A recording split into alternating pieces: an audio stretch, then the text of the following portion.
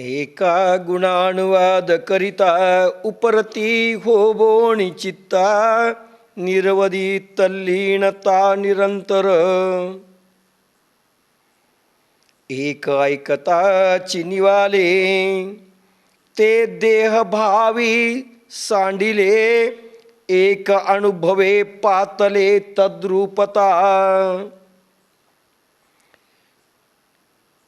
काही भक्त असे भगवान म्हणतात की गुणानुवाद करत असताना एवढे तल्लीन होतात की अखंड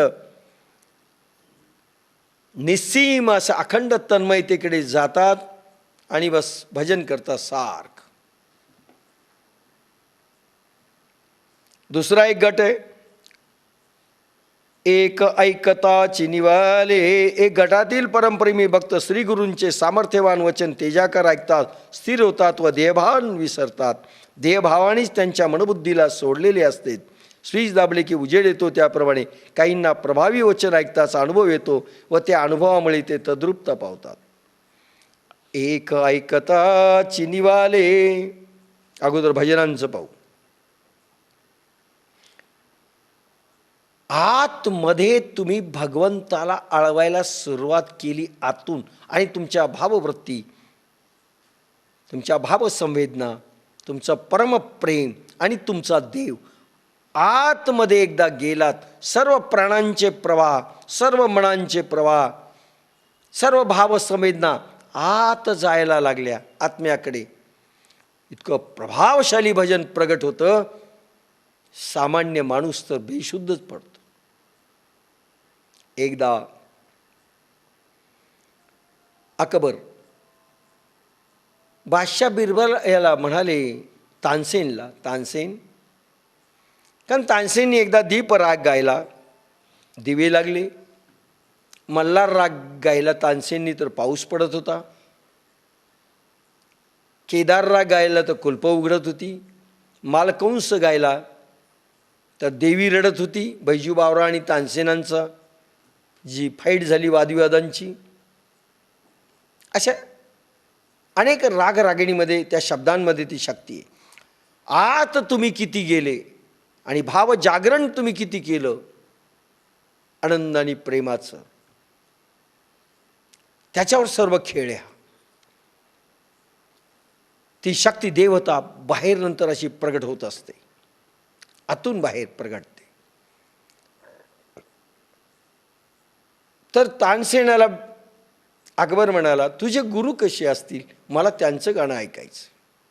ते म्हणाले, माझे गुरु नाही गात लोकांच्या समोर, नाही म्हणे, मला ऐकायचं आहे. जा, किती रुपये घेतील देतो, कितनी अशर्पिया हम दे सकते, कितने भी देंगे, उन्हें लाव. ते म्हणे, महाराज ते येणार नाहीत. मग आपण चला म्हणले त्यांच्याकडे. नाही म्हणता येत नाही. बादशाह अकबर आणि तानसेन निघाले. स्वामी हरिदास संन्यासी होते, तपस्वी होते. रात्र आणि दिवस समाधीमध्ये राहायचे आणि प्रभू गाणं करायचे. गवई गायक होते, पण प्रभूसाठी गायचे. वृंदावनामध्ये एका कुटीमध्ये राहत असत. बादशाहाला सांगितलं, तुम्ही बाहेर राहा, तुमच्यासमोर ते गाणार नाहीत. आत तानसेन गेला. स्वामी समाधीतून खाली उतरले. का तानसेन कसा आला? स्वामी हरदास म्हणाले. तो म्हणाला, मी राग तुम्ही जो शिकवला ना तो म्हणून दाखवतो, पहा जमला का. असं म्हणून तानसेन गायला लागला आणि हटकून एका ठिकाणी चुकला. तान जरा दुसऱ्या एखाद्या रागात घेतली, स्वर चुकली. एकदम स्वामी हरदासानी ती तान पकडली. तो आलाप पकडला आणि गायला लागले. गात असताना इतके भावविभोर झाले, बस डोळे झाकून समाधीस्थ अवस्थेमध्ये ते गातायत. इकडे बादशाह ऐकत असताना बाहेर बेशुद्धच झाला. समाधी लागली त्याला, भाव समाधी. बाहेर तानसेन आला, पाहतोय बादशाह जवळपास बेशुद्ध पडलेला आहे. पाणी टाकलं अंगावर, उठवलं. बादशाह एवढंच म्हणाले, तुझ्या गुरुसारखं तू का गात नाहीस रे? पहा दिवे लागतायत. तानसेन छोटी व्यक्ती नव्हती. त्यांनी एक वाक्य उच्चारलं, मी पृथ्वीच्या राजासाठी गातोय, माझे गुरु जगतपतीसाठी गातात. दोन्ही गाण्यामध्ये हा फरक राहणार आहे. मी जगताच्या स्वामीसाठी गातोय, ते जगदीशासाठी गात आहेत. हा फरक राहणार आहे. लक्षात घ्या, आपण ज्यावेळेस जगदीश्वरांसाठी ते गाऊत ना, असं बाहेर पाहणार नाहीत, काय आनंद येईल. मीरा अशी गायली, देहभाव देहभान सगळं विसरली मीरा. मेवाडच्या रस्त्यावर ही राजराणी नाचते.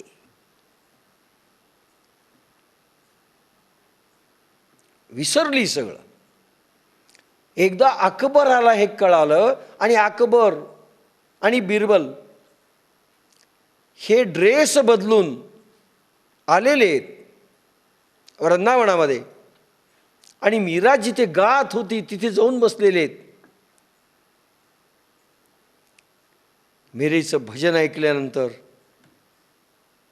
असं प्रगट होत असे. मीरेचं भजन लिहिलेलं नव्हतं की आता आपण जसं माईकवर असं पाहून गातो तसं नव्हतं. बस सूरदास आणि मीरा गाय लागली की बस प्रगट व्हायचे भजन. आणि भावविभोर अवस्थेमध्ये मीरा ज्यावेळेस भजन म्हणते, बादशाह पुन्हा एकदा बेशुद्ध पडलेला आहे. आणि जाताना मोतीकंठ्याचा हार असा काढून चरणावर मीरेच्या ठेवलेला आहे. नंतरच कथा सांगेल त्या हाराचं काय झालं कधीतरी, आता गरज नाही. मीरा आहे तसं भजन आहे. दुसरं एक आहे, एक ऐकताची निवाले, असं भजन जर असेल, निवाले, अरे ऐकणाऱ्यांना भाव समाधी लागली पाहिजे, गाणाऱ्याला तर लागलीच पाहिजे. आपल्याकडे ऐकणाऱ्याला झोप लागते.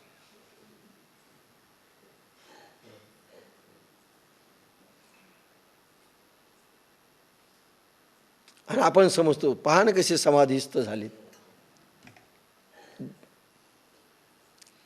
दुसरा एक प्रकार आहे, श्री गुरु संत महंत ज्यांच्या शब्दांमध्ये महातेज प्रगटतं, ज्यांच्या शब्दांमध्ये वेद ऋचा प्रगटतात, ज्यांच्या शब्दामध्ये ब्रह्मतेज आलेलं आहे, त्यांची वाणी ऐकताना अशी स्थिती केली पाहिजे अर्जुना की ते निवाले पाहिजेत, निवाले पाहिजेत. साधुबोध झाला निरोनिय, साधुबोध झाला मुरोनिया ठेला, ठाईच मुरला अनुभवे. साधुबोध झाला निरोनिया ठेला, ठाईच मुरला अनुभवे. ठाईच मुरला अनुभवे, अनुभव बसल्या बसल्याच आला पाहिजे. एक ऐकताची निवाले, ते देह भावी सांडिले. भगवान सांगतायत इनडायरेक्टली, माझ्यासारखा बोलत असताना अर्जुना तुला भाव समाधी लागली पाहिजे, कारण मी ब्रह्मचेतनेमधले माझे शब्द निघतायत ते क्षेपणास्त्र आहेत, त्या स्टाईलने ऐक.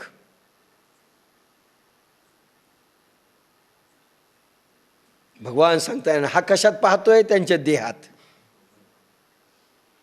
हा त्यांच्या देहाकडे पाहतोय. कोण मरल, कोण वाचल, कोण जगल. एक ऐकताची निवाले, ते देह भावी सांडिले. एक गटातील परमप्रेमी भक्त श्रीगुरूंचे सामर्थ्यवान वचन तेजाकार ऐकता स्थिर होतात व ते देहभान विसरतात. ध्येयभान विसरतात.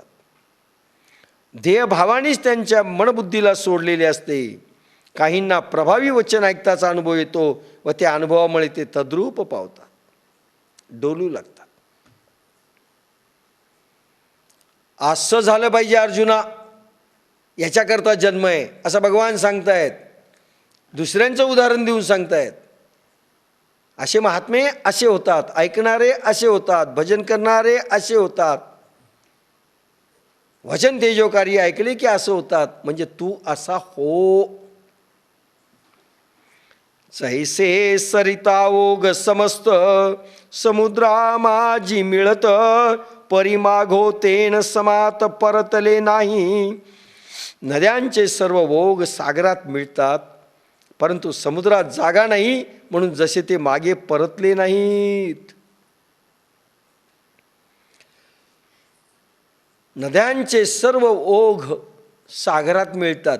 असं होतं का? आज जागा नाही, हाऊसफुल, म्हणून गंगा नदीचं पाणी बराच वेळपर्यंत 2 वर्षपर्यंत तसंच काही गावांना बुडवत होतं. असं झालंय. नद्यांचे सर्व ओघ सागरात मिळतात, पण जागा नाही म्हणून थांबलेले नाही आहेत. समुद्र पोटात घेतो. तसंच कसं? पुढची उभी आहे. म्हणून ते मागे परतलेले नाही आहेत, मागे जाणे नाही. तैसिया योगीश्वरांची मती, मिळणी सवे एक वटती. परिजे विचारुणी पुनरावृत्ती, भजती चिना. त्याप्रमाणे सिद्ध ज्ञान योगी महापुरुषांच्या बुद्धी अव्यय आत्मस्वरूपात मिळता क्षणीच तद्रूप होतात, परंतु मग ते ज्या विचारापासून पुन्हा जन्म होईल अशी उपासना करत नाहीत, असं भजन करत नाहीत. तैसिया योगीश्वरांची मती, मिळणी सवे एक वटती. असं भजन झालं पाहिजे. सगळ्या सरितेंचा ओघ समुद्रात मिळतो, त्या परत फिरत नाही. सरितेंचा ओघ की समुद्र आत घेत नाही, जागा नाही. तसं योगीश्वरांची मती, जे योगीश्वर, जे सिद्ध पुरुष, जे सिद्ध ज्ञान योगी पुरुष, त्यांचे ओघ कोणते?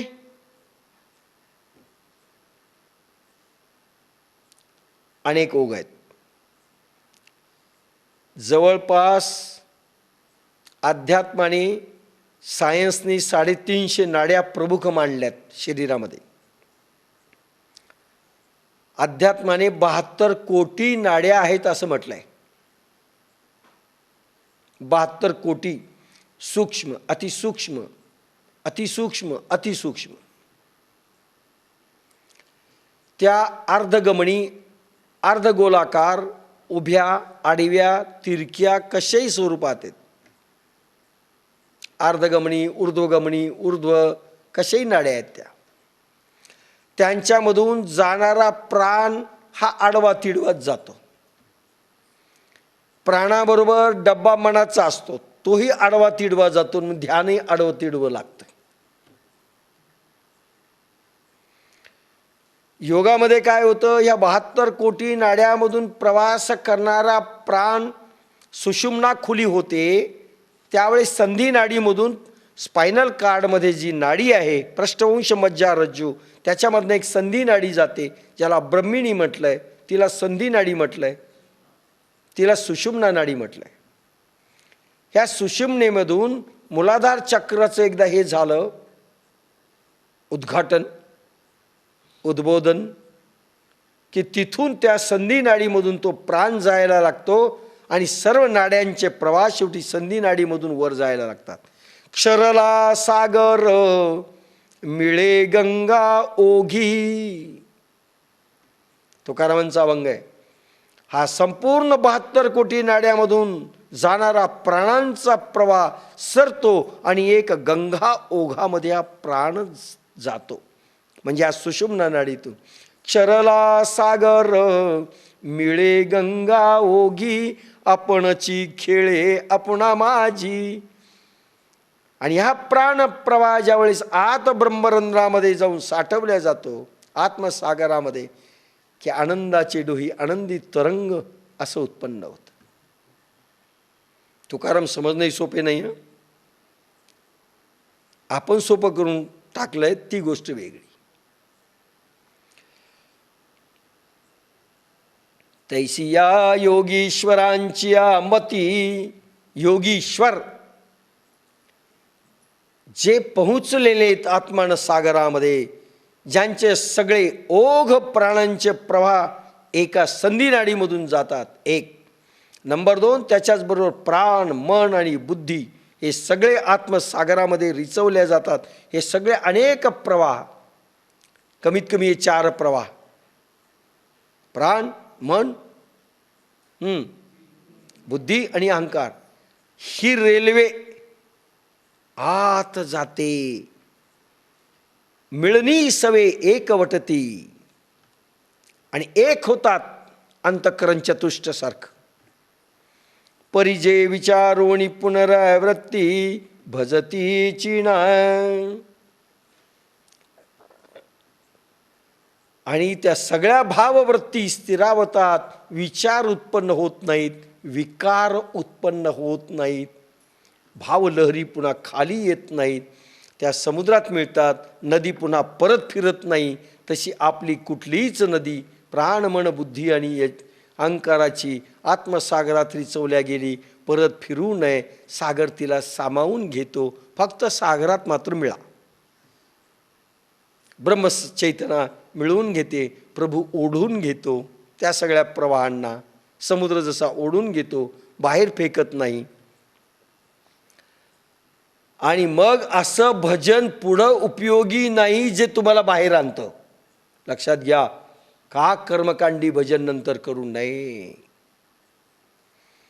तुम्ही बाहेर येईल, तुमच्या भाववृत्ती पुन्हा बाहेर येतील, तुमचा देव पुन्हा बाहेर येईल, तुमच्या भावलहरी बाहेर येतील, असं पुन्हा, आणि तुमचे विकार आणि विचार पुन्हा बाहेर येतील. असं करू नका ज्याच्यामुळे जन्म घ्यावा लागेल.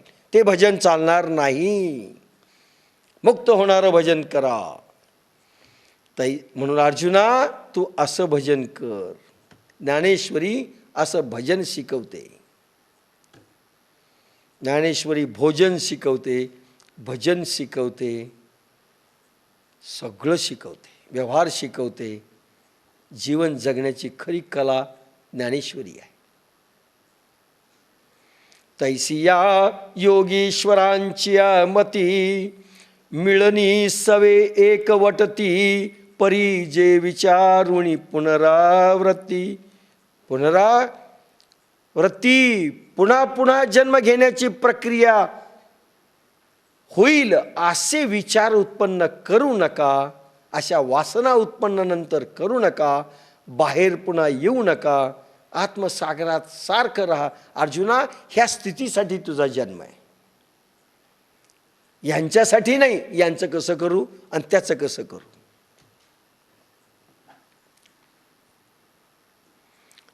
तिसावा श्लोक.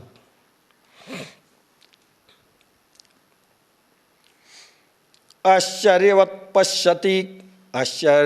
पश्यति कश्चिदेन माश्चर्यवद्वति तथैव चान्यं. देहि नित्यमवध्योऽयं देहे सर्वस्य भारत.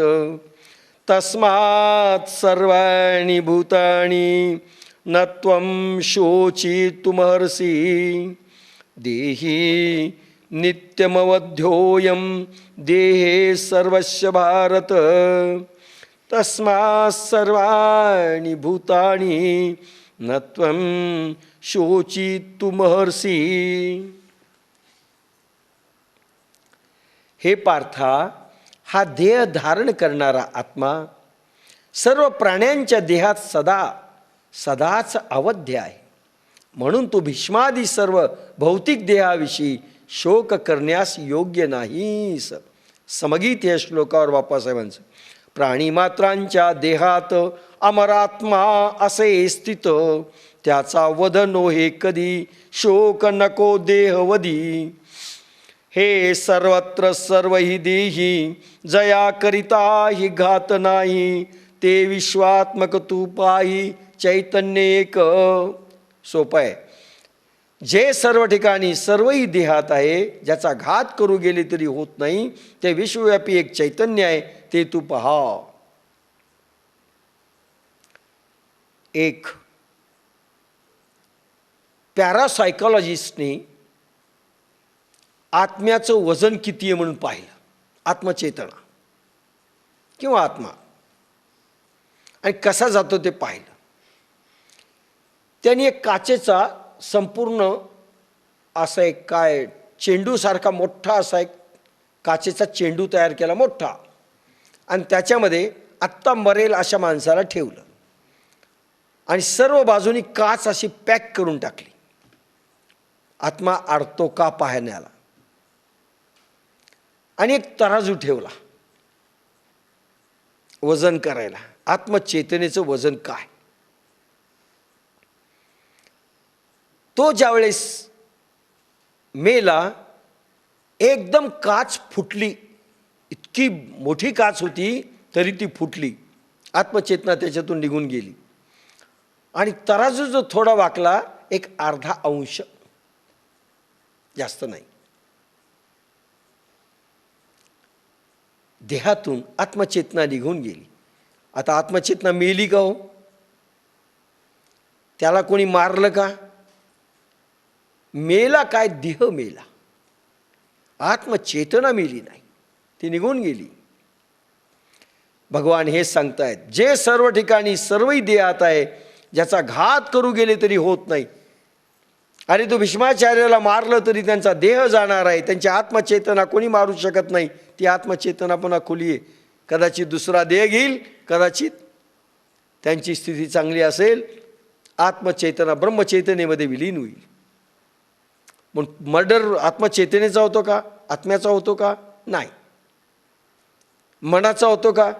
नाही बा, आता खून केला इथे आणि पुढच्या जन्मात आमच्या मनाचा खून झालाय, गेल्या जन्मात म्हणून जखमी झालेला जटायू आहे, असं होतंय का? नाही. म्हणून घात करू गेले असता होत नाही. ते विश्वव्यापी एक चैतन्य आहे, ते तू पहा. अर्थ विश्व चेतना आहे, ती ब्रह्मचेतना आहे. ती पुन्हा देह धारण करील कर्माप्रमाणे. तिला मरण नाही. तू का शोक करतोस? याचेणी स्वभावे हे होत जात अगवे, तरी सांग काय शोचावे एथत्वा. या चित्शक्तीच्या स्वभावामुळे हे सर्व जग उपजते, नाश पावते. तर सांग, यातील कोणाविषयी तू शोक करावास? अरे या चैतन्याच्या पडद्यावर हे मायावी जग निर्माण होतं, ते नष्टही होतं. प्रत्येक वस्तू निर्माण होते, नष्ट होते. कोणाकोणासाठी तू शोक करणार आहे सांग बरं? परभणीत शेकडो माणसं मारायलेत. आपण शोक करावा का? काय करावा? तिसऱ्या गल्लीतला एक मुसलमान गेला, बसले रडत. असं होत नाही. कोणाकोणाविषयी शोक कराल तुम्ही? कोणाविषयी तू शोक करावास? एरवी तरी पार्था तुझ का नेनोण म्हणे चित्त, परी किडाळ हे शोचिता बहुती परी. एरवी पार्था, तुझ्या मनाला हे का पटत नाही ते मला कळत नाही, परंतु असा शोक करणे पुष्कळ प्रकाराने फार वाईट आहे. का शोक करतोयस? अरे तू वाचवल्याने वाचणार नाही, तू मारल्याने मरणार नाही. हे निसर्गता मरणारं जग आहे, पुन्हा निर्माण होणार आहे. तू शोक का करतोस? तुझा काही संबंध नाही. ह्या परभणीचं कसं होईल? आपण निर्माण केलंय का? आमच्या घराचं कसं होईल? कोणी निर्माण केलेत? माझं कसं होईल? हा देह कोणी निर्माण केला? ज्यांनी निर्माण केला तो पाहून घेईल ना. उगीच कसं होईल?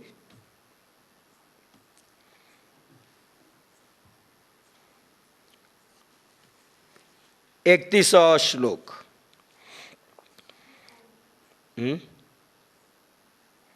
स्वधर्ममपि चावेक्ष न विंकंपि तुमर्षि धर्म्याधियुद्धाश्रेयो न्य क्षत्रियश्च न विद्यते. शिवाय स्वधर्माला पाहूनही धर्मदृष्टी ठेवूनही असा उगम डगमगण्यास तू योग्य नाहीस. कारण क्षत्रिय धर्माला सोडून नसलेल्या धर्मरूपी युद्धाहून दुसरे काही श्रेयस्कर नाही. समगीत. स्वधर्मास पाहूनही तुझा कंप योग्य नाही. धर्मयुद्धाहून काही क्षत्रियास श्रेय नाही. माऊलींच्या वया. तू अजूनी कान विचारिसी काय हे चिंतित हासी. स्वधर्म तो विसरलासी तरावे जेणे. अरे अजूनही तू का विचार करीत नाहीस? हे उलट काय चिंतित आहेस? ज्या स्वधर्माच्या आचरणाने जन्म मरणाच्या ओघातून तरुण जायचे आहे तो आपला धर्म तू विसरलास. पहिल्यांदा माऊलींनी आणि भगवान गोपालकृष्णांनी स्वधर्म शब्द वापरलाय. स्वधर्म. आणि ह्या स्वधर्माविषयी पूर्ण समजुतीमध्ये गफला आहे अनेक विचारवंतांचा, अनेक तथाकथित संतांचा. आणि स्वधर्माचा वापर त्या शब्दांचा ज्या अचूक पद्धतीने व्हायला पाहिजे तसा झालेला नाही, होत नाही. आणि म्हणून अर्थ घसरले. स्वधर्मे निधनम श्रेय परधर्मो भयावह. ह्या ओवीने तर फारच घोटाळा केला. स्वधर्मे निधनम श्रेय काहींनी अर्थ केला स्वधर्मे निधनम श्रेय आपल्या स्वतःच्या धर्मात मरावं. म्हणजे हिंदू धर्मात आपण असू हिंदू धर्मात मरावं, मुसलमान धर्मात असू मुसलमान धर्मात मरावं, ख्रिश्चन धर्मात असू जैन धर्मात असू जैन धर्मात मरावं. असं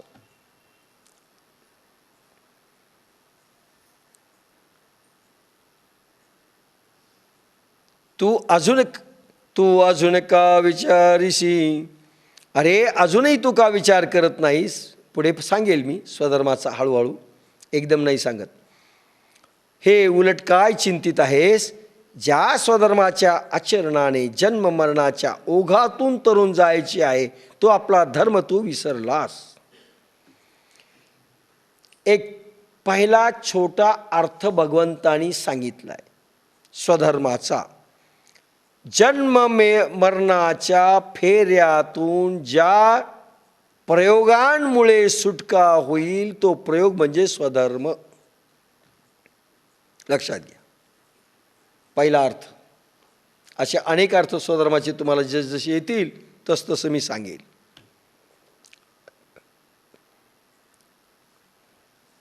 ज्या स्वधर्माच्या आचरणाने जन्म मरणाच्या ओघातून तरुण जायचे आहे तो आपला धर्म तू विसरलास. त्याला स्वधर्म म्हटलंय. ती लाईन. तू अजूनी कान विचारिसी काय हे चिंतितासी. स्वधर्म तो विसरलासी तरावे जेणे.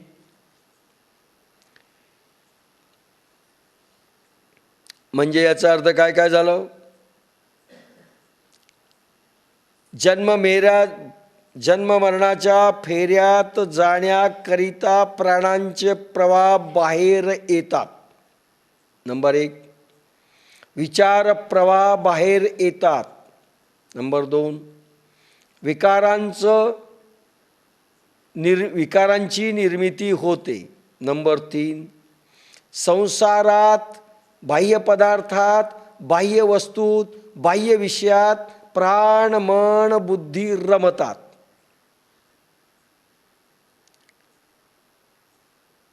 भलेही तो अध्यात्माचा विषय असो की भलेही तो बहिर्गतीत जे रमले आतून जे बाहेर आले हे याला स्वधर्म म्हटलेला नाही. कारण विचाराची जागृती झाली आहे. प्राणप्रवाह बाहेर आल्याबरोबर विचार देखील बाहेर येतात. सांगेल हळूहळू याच.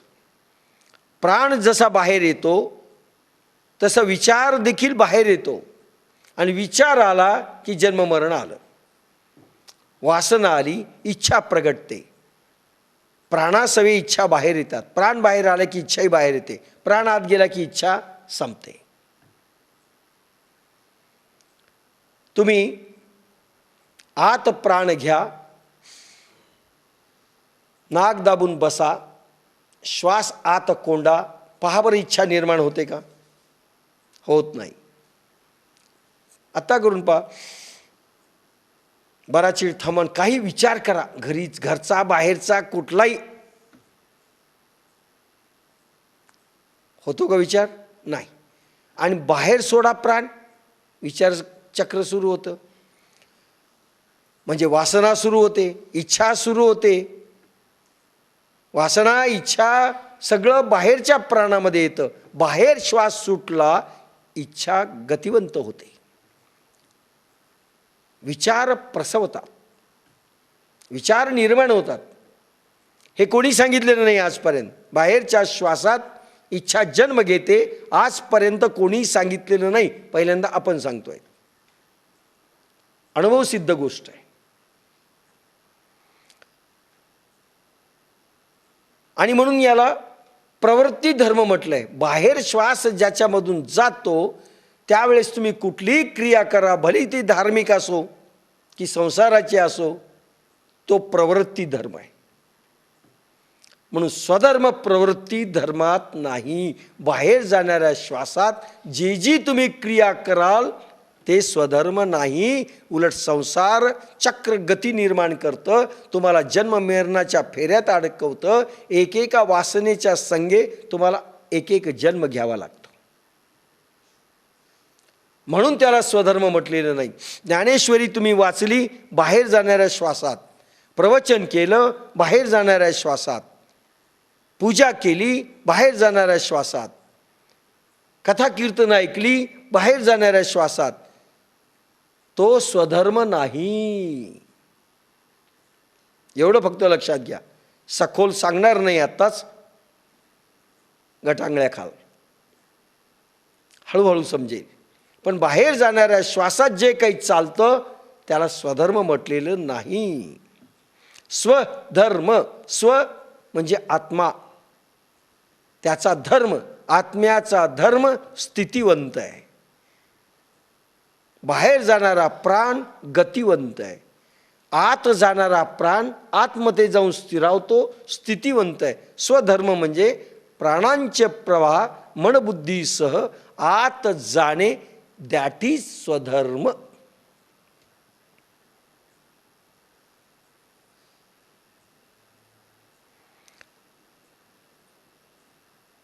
म्हणून ज्या स्वधर्माच्या आचरणाने जन्म मरणाच्या ओघातून तरुण जायचे आहे, तो आपला धर्म तू विसरलास.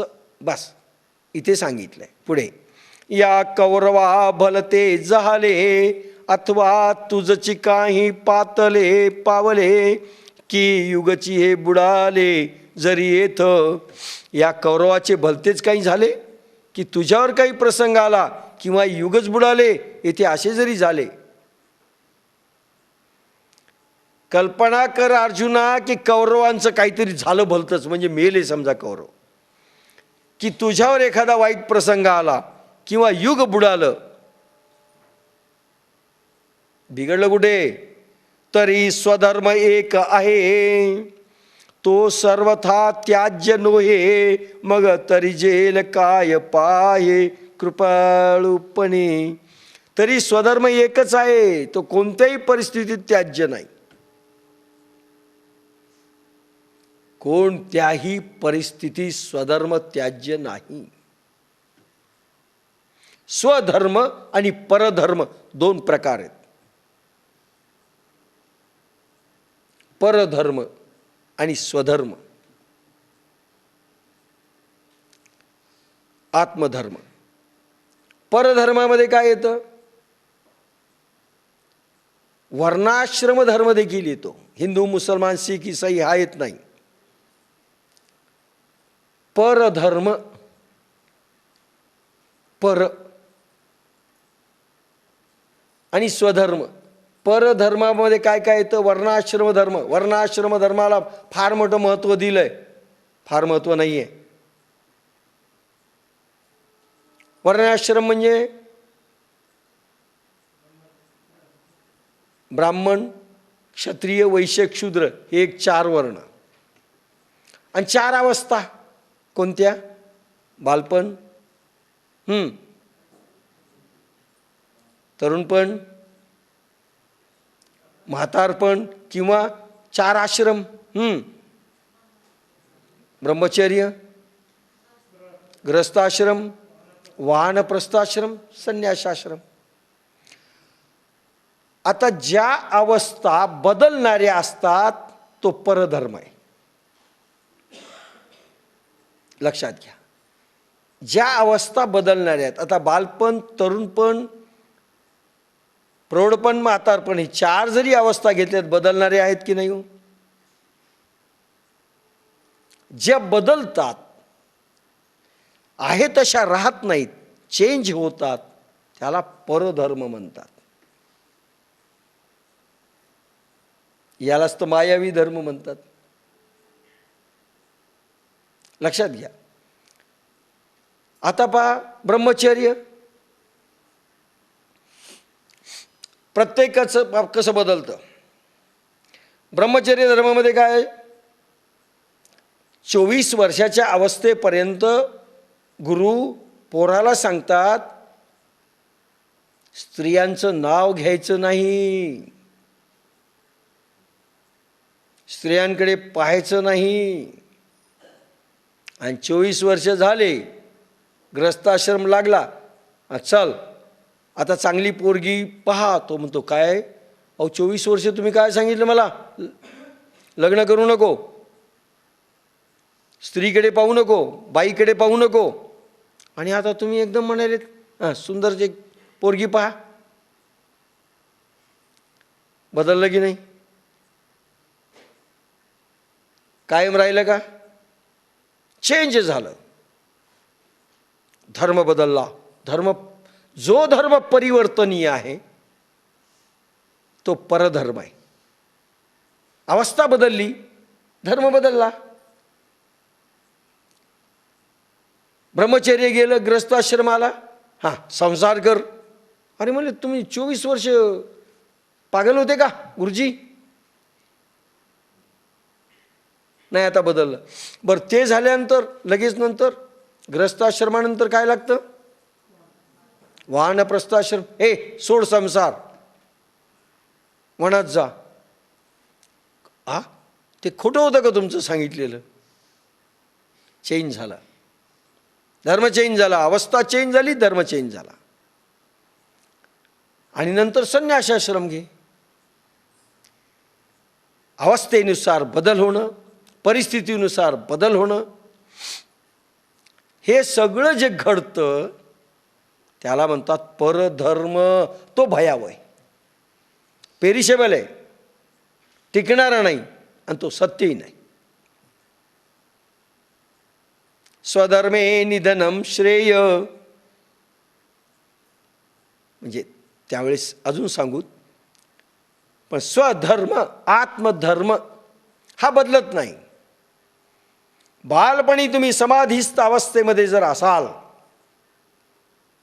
तरुणपणी देखील तसंच राहायला पाहिजे, म्हातारपणी देखील ती स्थिती तशीच असते.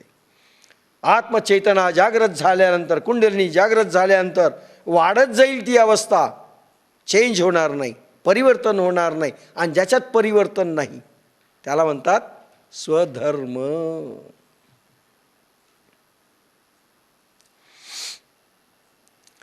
तरी स्वधर्म एकच आहे, तो कोणत्याही परिस्थितीत त्याज्य नाही, तो त्याज्य नाही. इथे ब्रह्मचर्याला त्याज्य केलंय, नंतर संसार केल्यानंतर संसाराला त्याज्य केलंय, नंतर वानप्रस्थाश्रमाला त्याज्य केलंय.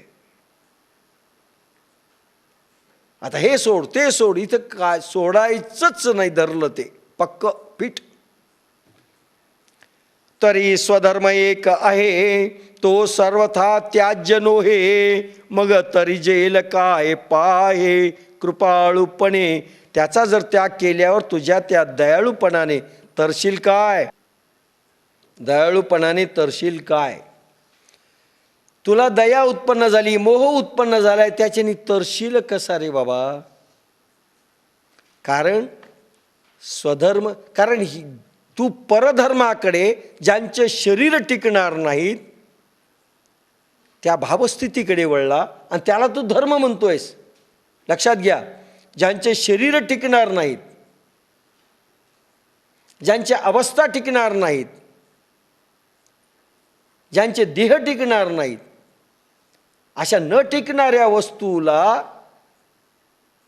तसंच ठेवण्याला तू धर्म समजतो, ते चूक आहे. तो स्वधर्म नाही, तो परधर्म आहे.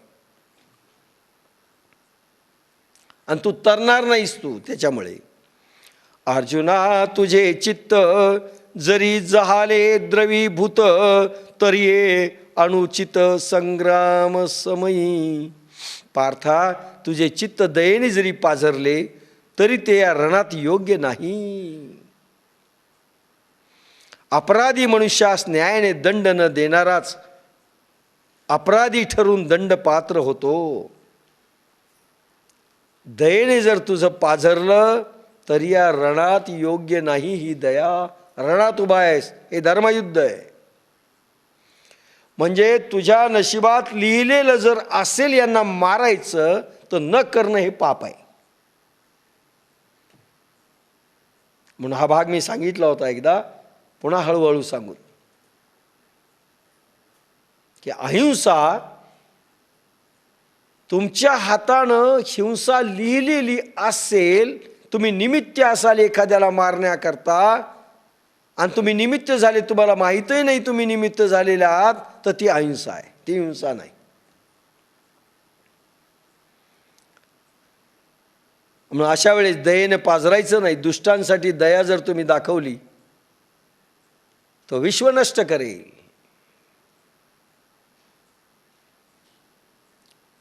अगा गो क्षीर जरी जहाले, परिपथ्यासी नाही घेतले, ऐसेनेही विष होय सुदेले, नवज्वरी देता. अरे, गाईचे दूध अमृत आहे खरे, पण सामज्वरिताचे मुदतीच्या तापाला पथ्याला सांगितलेले नाही. लक्षात घ्या, माऊलींचा आयुर्वेद, माऊली आयुर्वेदातही तज्ज्ञ आहेत. गाईचं दूध अमृत आहे, पण मुदतीचा ताप म्हणजे टायफॉइडला गाईचं दूध देऊ नये. चहा चालतो का? चहा विचारू माऊलीला. अरे, गाईचे दूध अमृत आहे खरे, पण सामज्वरिताचे म्हणजे मुदतीच्या तापाला पथ्याला सांगितलेले नाही. असल्या मुदतीच्या तापात हट्टाने अज्ञानाने दिले तर विषासारखे मारक होते. बाबासाहेब नेहमी म्हणायचे, टायफॉइडमध्ये दूध नाही चालत. टायफॉइडमध्ये दूध घेतलं तर वड्या होतात त्याच्या पोटात, मारक ठरतात त्या. फार बारकाव आहे. आपण तर काहीही खातो. हट्टाने दिले तर ते विषासारखे मारक होते, विष होतं त्याचं. अन्न देखील टायफॉइडमध्ये द्यायचं नाही असं बापासाहेब म्हणत. आता डॉक्टर तर खायलाच सांगतात, ती गोष्ट वेगळी. दूधच नाही, अन्न कसं चालेल?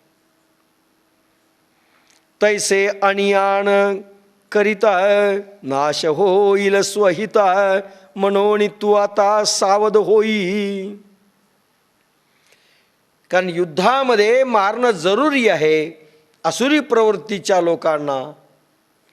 हे जर योग्य असेल तर न मारणं हे अमृतासारखं जरी असेल, पुण्यमयी जरी असेल, तरी ते अंतिम परिणाम विष आहे त्यांना ह्या लोकांना जगवण्यामध्ये. लक्षात घ्या. त्याचप्रमाणे भलत्याने भलतेच केले तर त्यांच्या आत्महिताचा नाश होतो. म्हणून तू आता सावध हो. पण कुठलाही तू जर विचार केलास यांना न मारण्याचा, योग्य नाही, आत्महिताचा नाश होतो. तू स्वतःचा आत्मघात करणार आहेस. लक्षात घ्या, जे करायला पाहिजे ते जर तुम्ही योग्य वेळी नाही केलं, आत्मघात. माझा जो लेख यायला आहे, काहींनी पाहिला आहे, त्याच्यामध्ये आहे आपण स्वतःचेच स्वतः मित्र आहेत, स्वतःचा स्वतः शत्रू आहेत. कोणी तुमचा मित्र नाही, कोणी तुमचे शत्रू नाही. जे करायला पाहिजे ते नाही केलं योग्य वेळी तर आत्मघात झाला. तुम्ही स्वतःसाठी खड्डा करून टाकला. तैसे आणि आण करिता नाश होईल स्वहिता. स्वतःचा आत्मा खड्ड्यात उतरेल, अधोगती पावेल. त्याचप्रमाणे भलत्याने भलतेच केले तर त्याच्या आत्महिताचा नाश होतो. म्हणून तू आता सावध हो, सावधान. आपल्यालाही सांगितलंय सावध व्हा. वायाची व्याकुळ काई आपुला निज धर्म पाही. जो आचरिता बाधा नाही कवणे काळी. तुम्ही जर उलट व्यवसाय केला तर आपत्ती, दुःख, संकटे ओढवले जातात. आपल्यालाही आहे. स्वधर्माच्या उलट जर आपण अभ्यास केला, बहिर्गतीत आलोत, बहिर्गतीत रमलोत, विषय तो त्यांचा झाला नारायण अशी स्थिती नाही झाली, प्रयोग नाही गिरवले, उलट केलं, आपत्ती संकटांना आपल्याला तोंड द्यावं लागेल. तुम्ही म्हणेल आम्ही साधना करू, बाकी काही पाहणार नाही, नाही चालणार. तेच अर्जुनाला भगवान सांगतायत. तो स्वतःचाच नाश करशील, स्वतःच्या कर्माने दुःख आणि संकट निर्माण करशील. वायाची व्याकुळ काई आपुला निज धर्म पाही. जो आचरिता बाधा नाही कवणे काळी. व्यर्थ शोक करू नकोस. ज्या स्वधर्माचे आचरण केले असता कोणत्याही काळात दोष घडत नाहीत, त्या आपल्या आत्मधर्माकडे लक्ष दे, पहा. फालतू शोक करू नको. ना आपल्यालाही फालतू शोकाचा फार शोक आहे. फालतू गोष्टीचा फार शोक करतो, चांगल्या गोष्टीचा करतच नाही. त्या स्वधर्माचे आचरण केले असता कोणत्याही काळात दोष घडत नाहीत. अरे मारायचं असेल ना, निमित्त असेल, धर्मयुद्ध आहे, मारलं पाहिजे, दोष लागत नाहीत. कोणत्याही काळात दोष घडत नाही. स्वधर्माप्रमाणे, आत्मधर्माप्रमाणे वर्तन आहे. म्हणजे लक्षात घ्या, पहिल्यांदा भगवान काय सांगतायत अर्जुनाला? मेला तर स्वर्ग, जिंकला तर सांगा ना, मोक्ष नाही, पृथ्वीचं राज्य. सगळे झोपीत आहेत. पहिल्यांदा काय सांगितलंय? मेला तर स्वर्गाला जाशील आणि जिंकला तर पृथ्वीचं राज्य. बेवकूफ बनवलंय का नाही? मेला तर म्हणे स्वर्ग, म्हणजे स्वर्गातून पुन्हा च्युती आहे ना. पूर्ण पूर्ण कुठे सांगतायत? इथे मात्र सांगतायत. आता पहिल्यांदा उकलले, त्याच्यात तो तयार नाही झाला बिचारा अर्जुन. आता काय सांगतायत? नाही, स्वधर्माचे आचरण केल्यानंतर कोणत्याही काळात दोष घडत नाहीत. आपल्या आत्मधर्माकडे लक्ष दे, पहा. आत्मधर्म म्हणजे प्राणांचे प्रवाह आत वाहिले पाहिजेत, स्थिरावले पाहिजे, स्थिर चालले पाहिजेत. म्हणजे समाधी बोध अवस्थेतून युद्ध कर. आता स्वर्ग म्हटलंय का? दोषही लागणार नाहीत, पापही लागणार नाही, कारण पुण्यात्मक पाप झालंय ना ते स्वर्ग म्हणजे. पुण्यात्मके पापे स्वर्गा जाईजे, ज्ञानेश्वरी येईल पुढे. पापात्मके पापे नरका जाईजे. म्हणजे स्वधर्माचं आचरण जर केलं, काहीही घडलं हातून, तरी स्वर्गही नाही, नरकही नाही. समाधी बोध अवस्थेतून केलं तर दोषही नाही, पापही नाही, पुण्यही नाही. दोष घडत नाहीत. आपल्यालाही व्यवहार असा करावा लागेल. स्वधर्माप्रमाणे कुंडलिनी जागृत झाल्यानंतर प्राणमनबुद्धींचे प्रवाह साधनेद्वारे आत सारखे रिचवले. जोपर्यंत रिचवत नाही तोपर्यंत विषय तो त्यांचा झाला नारायण, असे प्रयोग येतील, मी सांगेल. ते प्रयोग केले, जसजशी ओवी येईल तसे सांगेल, तर पाप लागत नाही. स्वधर्माप्रमाणे आचरण होईल, संसार करून मुक्त व्हावं. म्हणून ज्ञानेश्वरी संसार सोडण्याची भाषा नाही, कसा करावा, कसे प्रयोग करावेत स्वधर्मांचे, ते जाणून घेण्याकरिता आहेत, आचरणात आणण्याकरिता आहेत, आणि जगाला सांगण्याची आवश्यकता आहे. नाही कुंडलिनी जागृत झाली, पण आम्हाला स्वर्गही नको आणि पापही लागू नये, असा व्यवहार कसा करावा हे वज्रकवच सांगा, असं कोणी म्हटलं तर सांगता आलं पाहिजे. आज जगात कोणी सांगताना दिसत नाही. जशा ओव्या येतील तसं मी सांगेन. म्हणून आत्मधर्माकडे लक्ष दे, आत्मसागराकडे लक्ष दे. प्राण मनबुद्धींचे प्रवाह आत जाऊ दे. निजधर्म पाही हे भगवंताच्या मुखातील वाक्य, याचे वर्म गूढ लक्षात घेण्यासारखे आहे. त्याच वेळेस निजधर्म पाही हा शब्द वापरल्याबरोबर अर्जुनाचा प्राण आत जायला सुरुवात झाली. निजधर्म पाही एक प्रकारचा शक्तिपात्या. भगवंत वचन निघाल्या बरोबर अर्जुनांचा प्राणप्रवाह आत जायला सुरुवात झाली. निजधर्म पाही शब्दातून नाही, अनुभवातून. दॅट इज ट्रान्समिशन झालं इथे. पॉवर. भगवंतानी शक्ती फेकली, अर्जुनांचा प्राणप्रवाह आत जायला किंचित सुरुवात झाली, थोडा अनुभव यायला सुरुवात झाली. वायाची व्याकुळ काई आपुला निजधर्म पाही. पाही निज धर्म, आत्मधर्म पहा. प्राणप्रवाह आत गेल्याशिवाय कसा आत्म्याजवळ जाईल.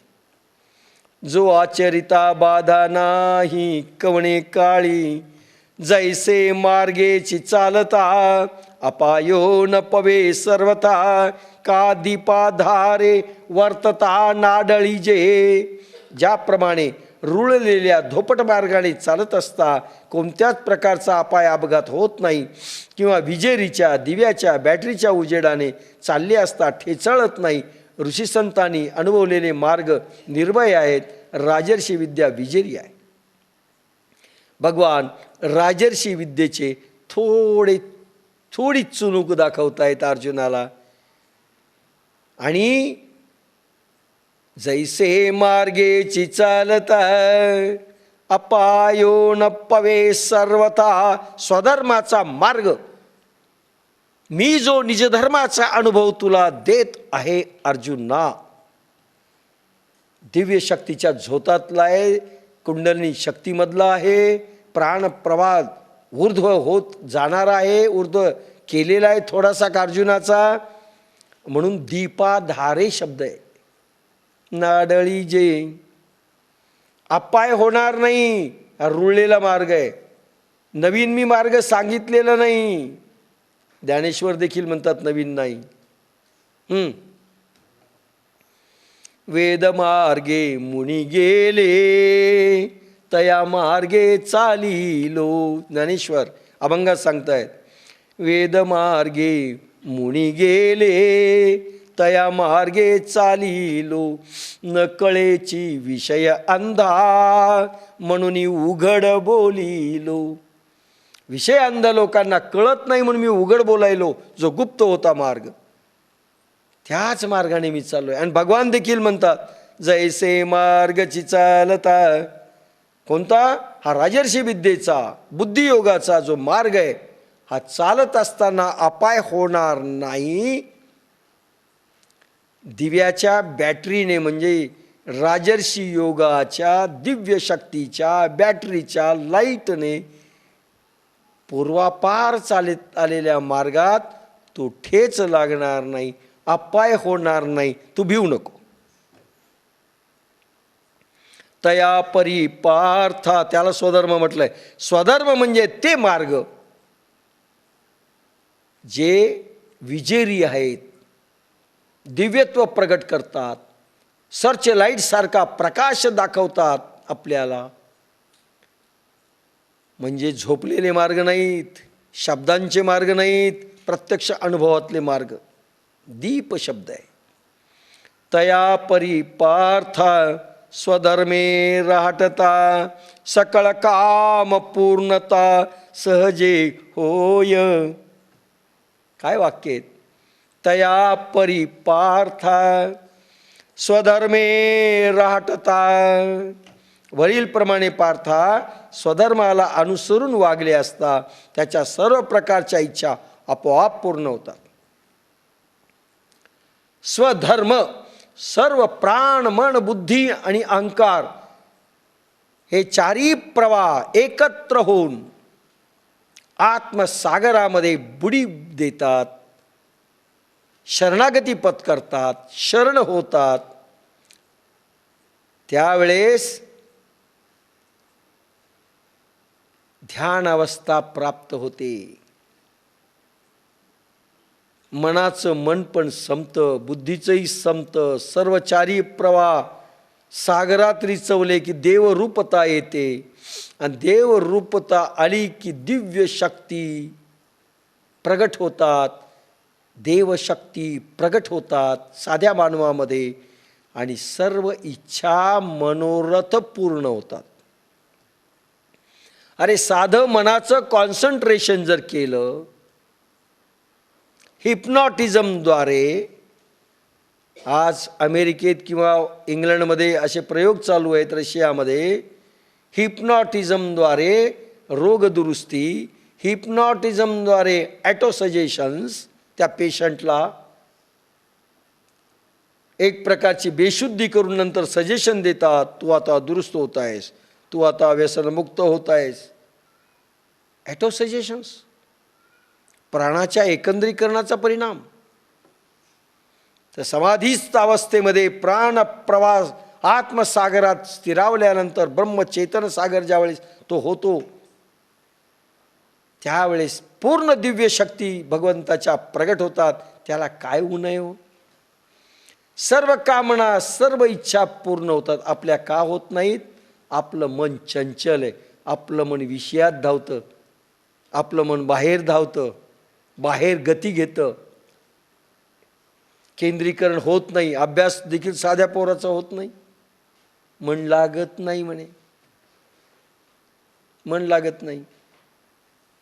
आणि मन नाही लागलं की एवढा अफाट मन आहे, मनामध्ये मनाची अगाध शक्ती आहे. अरे वस्तू ट्रान्सफॉर्म करता येते, वेगळ्या याच्यात बदल करता येतो मनाद्वारे. इच्छा केली, हा लाईट आहे, फुटला पाहिजे, तो बरोबर फुटू शकतो. एवढी मनाची ताकद आहे, मनाची प्रचंड ताकद आहे. तर एकदा स्ट्रॉंग झालं, एकदा समाधी अवस्थेमध्ये सगळे रिचवल्या गेले, काही इच्छा करावं त्या फलित होतील, इच्छा नका करू तरी फलित होतील. जो जे वांछील तो तेला हो प्राणिजात.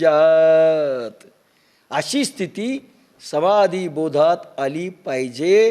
काही उणं राहत नाही, काही कमी पडत नाही.